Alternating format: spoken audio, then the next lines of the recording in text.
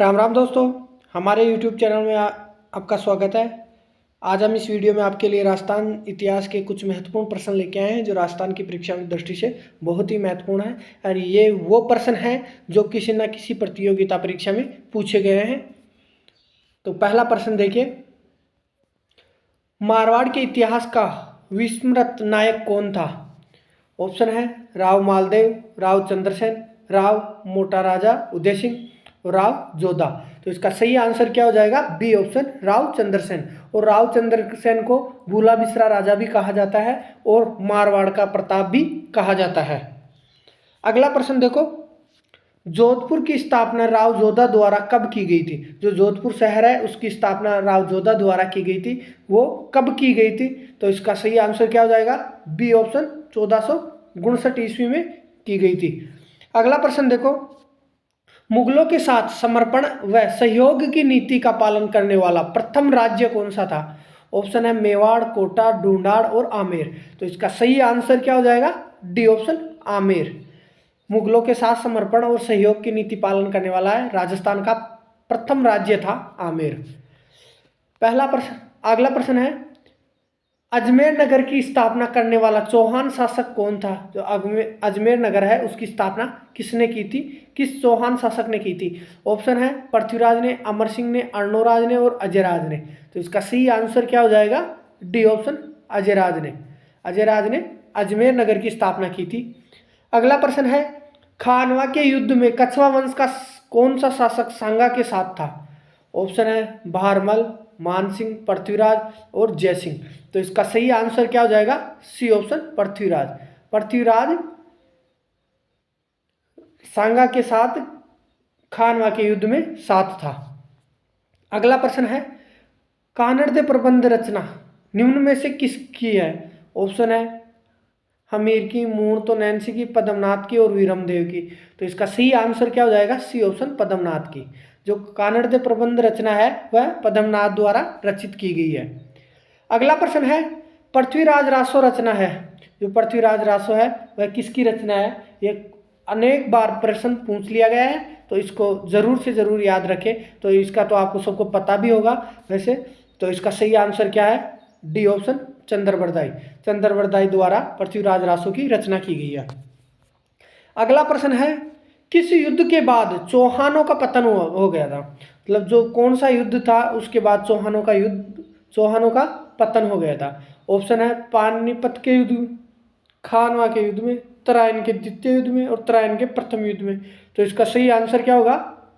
C option, Tarain के द्वितीय युद्ध के बाद चौहानों का पतन हो गया था। अगला प्रश्न है, हल्दीघाटी के युद्ध कर्नल जेम्स टोड ने किस युद्ध के नाम से पुकारा है? जो हल्दीघाटी का युद्ध था उसे कर्नल जेम्स टोड ने किस नाम से पुकारा है?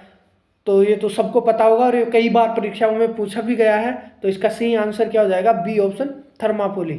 थर्मापोली के नाम से पुकारा गया है। अगला प्रश्न है, सर्वप्रथम मेवाड़ के किस शासक ने अकबर का मुकाबला किया? जो अकबर से मुकाबला किया था वो मेवाड़ शासक कौन था? तो ऑप्शन है रतन सिंह, महाराणा प्रताप, उदय सिंह और करण सिंह। तो इसका सही आंसर हो जाएगा उदय सिंह। उदय सिंह ने सर्वप्रथम मुकाबला किया था अकबर से। अगला प्रश्न है, चंद्रवरदाई ने राजपूतों की उत्पत्ति मानी है। बहुत ही सरल क्वेश्चन है तो इसका जवाब दो देंगे क्या होगा? तो इसका सही आंसर क्या होगा? डी ऑप्शन, अग्निकुंड से। चंद्रवरदाई ने राजपूतों की उत्पत्ति अग्निकुंड से मानी है। अगला प्रश्न है, बाबर ने राजस्थान के किस शासक को पराजित कर गाजी की उपाधि धारण की थी?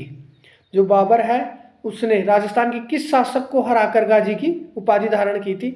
ऑप्शन है विक्रमादित्य, मेंदिनी राय, राय सिंह और संग्राम सिंह। तो इसका सही आंसर हो जाएगा डी ऑप्शन, संग्राम सिंह। और संग्राम सिंह का इतिहास में नाम राणा सांगा के नाम से उसे जाना जाता है। अगला प्रश्न है, राणा प्रताप की, जो महाराणा प्रताप है उसकी मृत्यु कहाँ हुई थी? ऑप्शन है उदयपुर में, हल्दीघाटी के युद्ध में, चावंड में और कुंभलगढ़ दुर्ग में। तो इसका सही आंसर हो जाएगा सी ऑप्शन, चावंड में। महाराणा प्रताप की मृत्यु चावंड में हुई थी।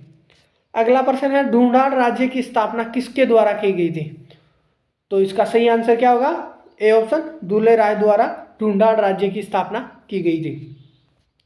अगला प्रश्न है हिंदू पथ की उपाधि के से सुशोभित किया गया है। जो हिंदू पथ की उपाधि है वह किसको दी गई है? ऑप्शन है पृथ्वीराज चौहान को, हेमू विक्रमादित्य को, राणा कुंभा को और राणा सांगा को। तो इसका सही आंसर क्या हो जाएगा? डी ऑप्शन, राणा सांगा को। अगला प्रश्न है पद्मावत रचना किसके द्वारा रचित है? ऑप्शन है मोंटो नैन्सी, कानड़देव, वीरमदेव, मलिक मोहम्मद जायसी। तो इसका सही आंसर क्या हो जाएगा? डी ऑप्शन, मलिक मोहम्मद जायसी द्वारा पद्मावत की रचना की गई थी। अगला प्रश्न है राजा मानसिंह के आग्रह पर सम्राट अकबर ने किस कुप्रथा का उन्मूलन किया था? जो राजा मानसिंह है उसके आग्रह पर जो अकबर ने कुप्रथा का उन्मूलन किया था वह कौन सी थी? तो इसका सही आंसर क्या हो जाएगा? बी ऑप्शन, दास प्रथा, जो 1562 में थी। अगला प्रश्न है 1733 ईस्वी में जीज मोहम्मद शाही पुस्तक को नक्षत्रों संबंधित ज्ञान से संबंधित थी, उसके लेखक कौन थे? तो इसका सही आंसर क्या होगा? ए ऑप्शन, जयपुर के सवाई जय सिंह। अगला प्रश्न है मेवाड़ के किस शासक की मृत्यु होली के पर्व पर हुई थी? जो होली का त्यौहार मनाया जाता है उसके दिन मेवाड़ के किस शासक की मृत्यु हुई थी? तो ऑप्शन है राणा कुंभा, संग्राम सिंह, महाराणा मोकल और राणा उदय सिंह। तो इसका सही आंसर होगा डी ऑप्शन, राणा उदय सिंह।